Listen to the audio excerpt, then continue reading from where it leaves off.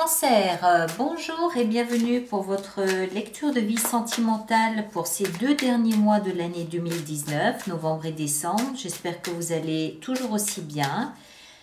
Alors, on va faire cette lecture sous la forme d'un cœur. Je rappelle simplement que du côté droit du cœur, ici, ma droite à moi, ici, c'est le signe pour lequel je lis, en l'occurrence vous, Cancer.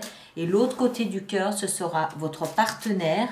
Néanmoins, sentez-vous parfaitement libre d'interchanger ces deux côtés ici. Vous correspondez mieux à l'autre, d'accord? Ça arrive quelquefois, il n'y a aucun problème avec ça. Il faut absolument écouter votre intuition. Ensuite, dernière petite précision, le partenaire, ça veut dire quoi? Ça veut dire l'autre. D'une manière générale et globale, c'est l'autre. Si l'on est en couple, bon, ben, on sait très bien à qui s'adresse cet autre. C'est celui qui est locataire de notre cœur, c'est celui auquel on pense, c'est celui auquel on aspire, c'est celui dont on rêve, ou celle, évidemment, hein, vous adaptez le genre à votre vie. Et c'est peut-être aussi celui qui nous est destiné là-bas, quelque part, durant ces 2 mois. Voilà, d'accord? Donc, c'est l'autre avec un 1 majuscule. Évidemment, je vais dire, j'emploie la terminologie du partenaire parce que c'est plus pratique pour moi. Mais vous adaptez ça, bien évidemment, que vous soyez un homme ou une femme, vous l'adaptez. Hein. Ou pas, d'ailleurs. Vous pouvez aussi ne pas l'adapter. C'est vous qui voyez, moi, là, je n'entre pas. Alors, on est prêt, je pense. Oui, on va encore un tout petit peu. Encore un tout petit peu. Voilà, comme ça. Alors, non. Voilà. Alors, boum, boum, et là. Alors, la première des cartes ici, c'est une carte qui vous lie tous les deux. C'est le point de départ de votre relation. Et on a le pape. Le pape, il nous parle de quelque chose de solide. Il nous parle peut-être aussi, je ne sais pas si ça va focuser, non, on dirait que non, bon, ben, je ne vais pas insister, voilà, là, comme ça. Le pape, il nous parle de quelque chose de solide, d'accord? Il nous parle de religion, il nous parle de foi, c'est le signe du taureau, c'est dans la terre, c'est solide, c'est fait pour durer, c'est le contrat à long terme. C'est donc un lien qui est là, solide, fait pour durer dans le long terme, d'accord? Si c'est par exemple un partenaire que vous ne connaissez pas encore, ça peut très bien aussi nous parler d'une relation très spirituelle, que vous envisagez, que vous vivez de manière peut-être spirituelle, c'est tout à fait possible aussi, d'accord? Voilà, comme ça ici vous la voyez. Ensuite, les 2 prochaines sont votre état d'esprit à vous. Vous avez le roi de denier. Le roi de denier, c'est lui aussi un signe de terre, taureau, vierge ou capricorne. C'est le roi, c'est un peu le même principe que le pape. C'est un roi qui, tout ce qu'il fait, il le fait pour que ça dure dans le temps. C'est un bâtisseur. C'est celui qui s'occupe d'accroître son patrimoine.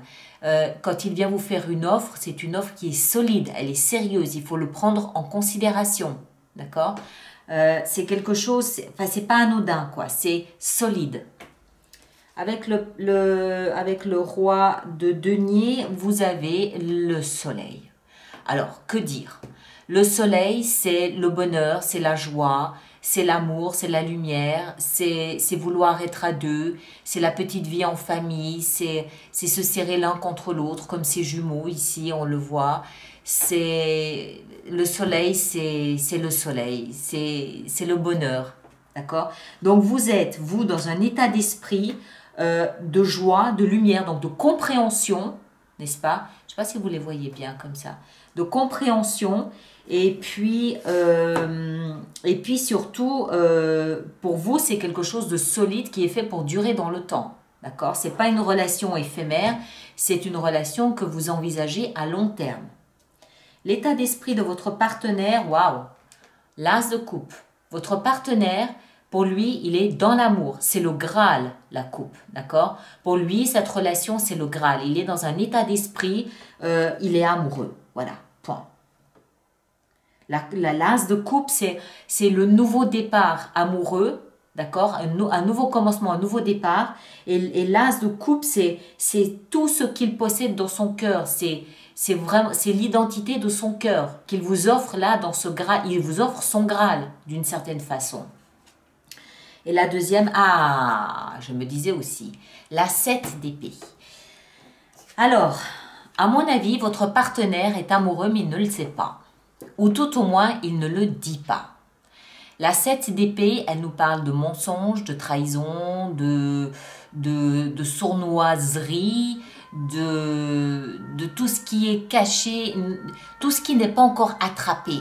D'accord? Ça peut être quelque chose qui se fait. Généralement, on laisse passer l'ambulance. Généralement, la 7 d'épée, c'est celui qui va manigancer quelque chose par derrière, mais il y a toujours ce risque de se faire attraper. Et c'est un petit peu ce qui se passe ici. C'est-à-dire que, à mon avis, il ou elle est dans l'amour, mais ne le dit pas. Mais ça va se savoir, ça va être révélé. Parce que forcément, le but de la 7 d'épée, c'est bien que ça soit révélé au grand jour à un moment ou à un autre. D'accord? Ça ne l'est pas encore. Donc, c'est quelqu'un qui veut une relation, mais qui ne mesure peut-être pas l'ampleur. Cette personne veut une relation, parce que c'est le pape qui vous lie, n'est-ce pas? Mais ne mesure peut-être pas l'ampleur de ses émotions à ce stade. D'accord? La prochaine étape, c'est d'où vous venez, votre passé, d'où est-ce que vous provenez pour commencer cette relation. Vous venez, waouh, de la 10 d'épée. La 10 d'épée,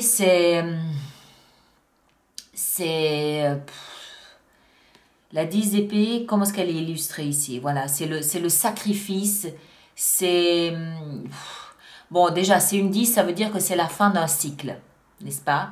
Mais c'était un cycle extrêmement douloureux, extrêmement difficile à vivre, où on a été poignardé de part et d'autre de 10 coups d'épée.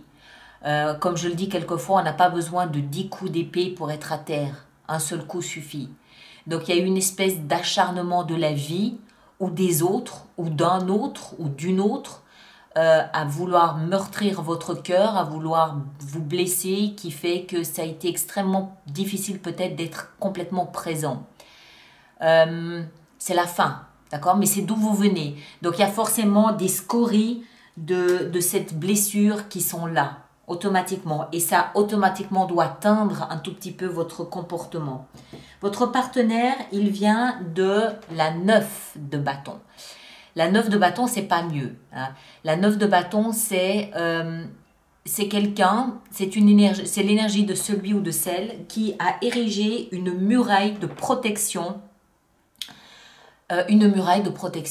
C'est quelqu'un qui se défie, défile peut-être même.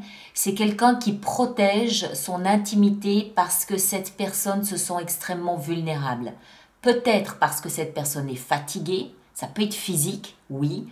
Mais quand on est fatigué physiquement, on perd patience, on filtre qui on laisse entrer dans notre intimité. Forcément, puisqu'on est vulnérable, on se protège. C'est quelqu'un qui se protège énormément. D'accord? Alors, c'est pas étonnant si c'est une personne qui ne connaît pas l'ampleur de ses émotions, c'est juste une évidence. Mais bon, voilà, moi je dis ça, je dis rien. Les deux prochaines sont les actions engagées. Alors, votre action engagée, c'est l'ermite. Je pense normal qu'après avoir vécu quelque chose comme ça, vous ayez juste envie de vous retirer dans votre grotte pour méditer, pour vous ressourcer, pour vous retrouver, pour peut-être aussi pardonner, pour peut-être aussi pardonner ça. Pardonner ne signifie pas oublier, d'accord? Pardonner signifie enlever ces 10 épées de son corps, lui permettre de guérir et en tirer le fruit utile, en tirer l'essence utile, la connaissance utile. En d'autres termes, grandir à travers cette épreuve qu'on a vécue ici. Mais pour ça, on a besoin d'être seul, on a besoin de s'isoler, on a besoin de trouver une lumière en soi qui nous permet de comprendre le côté positif de ce qu'on vient de vivre. Alors, avec ça, avec l'ermite, on a, voilà, la même chose. C'est un peu la même chose, d'accord? La 7 de denier, c'est les deux qui vont ensemble. Les deux concernent l'engagement, l'action engagée. La 7 de denier, c'est un peu pareil. C'est je m'arrête, je regarde derrière moi, je fais le point, je fais le bilan. Est-ce que j'ai récolté les fruits de ce que j'avais semé? Est-ce que j'ai suffisamment semé? Est-ce que je peux semer davantage? Est-ce que je veux toujours semer? Est-ce que, voilà, c'est vraiment faire le point, le bilan de la situation. Alors, les actions engagées du côté de votre partenaire sont « je me barre »,« je pars ». Émotionnellement, je n'ai pas ce qu'il me faut. Émotionnellement, je ne suis pas nourrie. Émotionnellement, ces 8 coupes, elles sont vides. Il n'y a plus de substance dedans. Je m'en vais. Je m'en vais à la recherche de la 9e coupe, qui correspond à mes rêves et à mes désirs. Et c'est quelqu'un qui concrètement, il a 2 as, hein, concrètement va commencer, démarrer un nouveau départ. Clairement, c'est quelqu'un qui comprend que là où il se situait émotionnellement, ça ne lui rapporte plus rien. Donc il part, il quitte cette zone, le partenaire, et il commence quelque chose de nouveau, de concret, de tangible. L'as de denier, c'est vraiment je bâtis une nouvelle vie avec des émotions différentes, avec des émotions, peut-être en mettant plus de place pour mes émotions. Mais je bâtis, je construis quelque chose de différent, de nouveau. La position suivante, c'est le conseil qui vous est donné à vous, la lune. Alors, la lune, elle nous parle de tout ce qui est... La lune nous parle de tout ce qui est obscurité, d'accord, pénombre, tout ce qui est caché. Donc, restez peut-être dans l'incertitude pour l'instant, c'est le conseil qui vous est donné. Soit laissez peut-être passer un cycle lunaire, c'est-à-dire un mois. Voilà. Le conseil donné à votre partenaire, c'est la 4 de coupe. La 4 de coupe, elle nous parle de proposition. Alors, soit votre partenaire doit considérer une nouvelle proposition, soit il devrait considérer de faire une nouvelle proposition. D'accord? C'est une nouvelle proposition, sachant que les 3, il a des problèmes émotionnels quand même, votre partenaire. Hein, parce que, voilà, ici, il ne connaît pas la teneur de ses émotions. Là, il se surprotège. Ici, il quitte quelque chose qui émotionnellement ne lui convient plus du tout. Et puis là, en fait, il doit apprendre à peut-être qu'il doit apprendre à filtrer ses émotions. Et sur la base de ce qu'il vient de démarrer, cette nouveauté ici, peut-être faire une nouvelle proposition émotionnelle. D'accord? On en saura peut-être un petit peu plus quand on en rajoutera. Maintenant, à ce stade-ci du développement, l'issue potentielle de la relation. D'accord? Je dis bien à ce stade, parce qu'il est évident que tenant compte de ce qu'on vient de dire, vous allez chacun travailler un peu de votre côté, faire plus, faire moins, changer, communiquer, pas communiquer. Donc c'est vraiment à ce stade, sachant que ça n'est pas gravé dans le marbre et que ça ne demande qu'à évoluer, qu'à être changé. Alors à ce stade, votre relation, c'est aussi important. Les deux, ça c'est vous, ça c'est votre partenaire. Ça c'est le pont entre vous deux, c'est le point de départ entre vous deux. Celle que je vais rajouter maintenant, c'est l'arrivée, mais c'est aussi le pont entre vous deux. Vous deux, votre relation, vous la regardez comme les amoureux. C'est-à-dire que vous voyez en l'autre le parfait reflet de qui vous êtes. Ou le parfait reflet de ce que vous souhaitez. Les amoureux nous expliquent qu'il n'y a plus de distance entre la pensée et le cœur. Le cœur reflète la pensée et la pensée nous parle de ce qu'il y a dans le cœur. D'accord? Donc, on est face à quelqu'un qu'on veut aimer et qu'on aime. Et les amoureux, c'est ça. Donc, pour finir votre relation, vous voyez tous les deux en l'autre le parfait reflet de la personne que vous aimez. D'accord? Mais bon, voilà, il semble qu'il y ait quand même un petit peu de travail de part et d'autre. Hein? Ok? Alors, je m'arrête là. Pour ceux qui me rejoignent, on va faire une extension sur Vimeo pour ça. On va regarder évidemment le point de départ, le point d'arrivée. On va regarder l'état d'esprit de chacun des deux protagonistes. On ne s'occupe pas du passé. On regarde les actions engagées et on regarde le conseil qui est donné à chacun des deux. D'accord? Le lien se trouve dans la boîte de dialogue sous la vidéo ou alors vous allez directement sur Alice Nicolas et vous tapez... ah, mais je dis n'importe quoi, je suis fatiguée. Vous allez directement sur vimeo.com et vous tapez Alice Nicolas, vous arriverez directement sur ma page des extensions. Voilà, ça y est, j'ai tout dit. Allez, prenez soin de vous et puis à très bientôt, on se retrouve pour les lectures mensuelles. À bientôt, merci.